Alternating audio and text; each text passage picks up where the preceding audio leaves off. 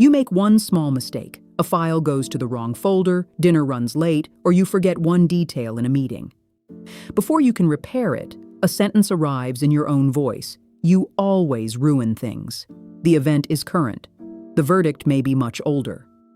Correction names a behavior and leaves room for repair. Identity attack turns the behavior into a definition: careless, selfish, weak, impossible to trust. When that language repeats in a relationship with authority, it can become familiar enough to sound objective. Familiar is not the same as true. Research cannot tell a single life story for everyone. But a recent meta-analysis of 37 studies found that parental psychological control was associated with more internalizing symptoms in children and adolescents. Association is not destiny, and the studies do not prove one cause. They do show that controlling relational patterns deserve careful attention.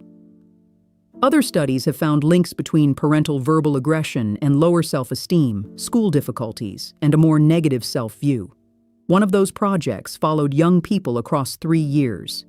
These findings describe patterns across groups. They do not prove that every critical comment causes harm or that a person shaped by criticism cannot change. The practical point is narrower. Repeated global criticism can teach a child to monitor the self instead of the problem. The question shifts from "what happened and how do I fix it?" to "what is wrong with me?" Years later, the parent may be absent, but the evaluation can keep speaking. That inner voice often disguises itself as motivation. It says that humiliation prevents laziness, that fear creates discipline, or that kindness will make you complacent. Harshness can produce vigilance and compliance in the short term. Those reactions are not the same as learning, judgment, or durable self-trust. Start by hearing the sentence accurately, not the polite version, the exact one. I am incompetent. I am too much. Nobody can rely on me.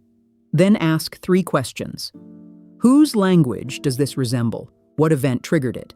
And what evidence would make the sentence specific enough to test? Specificity separates the event from the verdict. I missed a deadline is an event.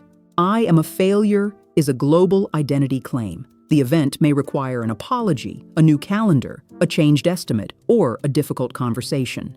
The verdict adds pain without telling you what repair looks like. Accountability does not require self-attack. Research on self-compassion-related interventions suggests that self-criticism can be reduced, although the evidence varies by method and population. The useful principle is modest. You can name responsibility clearly while refusing language that treats your worth as the target. Try a 4-part audit. First, isolate the event in one sentence. Second, name the repair that is actually available. Third, identify the global verdict and mark it as an interpretation, not a fact. Fourth, choose the next boundary or action: event, repair, verdict, choice.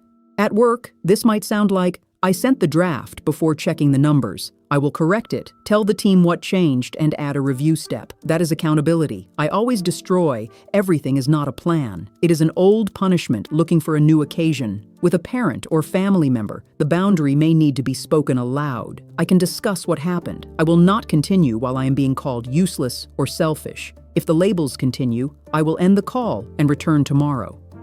The request names the behavior. The consequence names what you will do. Not every relationship is safe enough for direct negotiation. Threats, coercion, financial control, or repeated retaliation change the priority. Distance, documentation, and support may matter more than a perfect conversation. Power and dependence can limit available choices, so a boundary is an option, not a moral test. The method is simple enough to remember under pressure. Isolate the event. Name the repair. Refuse the global verdict. Choose the next action. You are not arguing that nothing happened. You are preventing one moment from being used as evidence for a permanent identity. You may have been shaped by criticism. Shaped does not mean owned. The old sentence can still arrive, and you can answer with something more exact. This happened. This is what I can repair. This is the boundary I can keep. And none of it requires turning my whole life into a verdict.